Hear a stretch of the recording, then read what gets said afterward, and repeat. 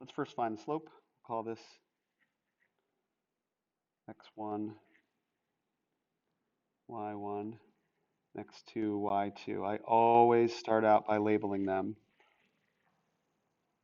Okay, so then I can say the slope is y2, 4 minus y1, negative 8, over x2, negative 8, minus x1, 4. And I get 4 minus negative 8, or 4 plus 8 is 12, over negative 8 minus 4 is negative 12, and that works out to be negative 1 slope. So when we do y minus y1, we say y minus, and what is y1? It's a negative 8. Minus negative 8, we just call it plus 8. I'm using the first point. Equals, the slope is just negative 1, so we're just going to put a negative there. We're not going to write negative 1.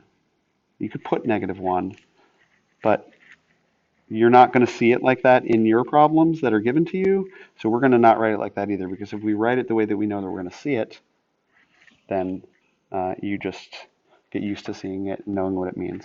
So we say negative of x minus x1, and that's 4.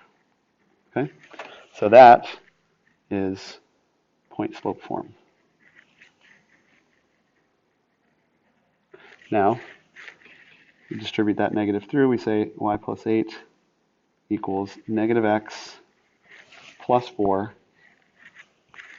and then subtract 8 from both sides. And we get y equals negative x minus 4. That is slope-intercept form.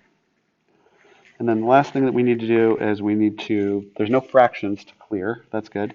So we just need to say, okay, now I'm going to say plus x, and you get x plus y equals negative 4. That, standard form. Wow, that was fast.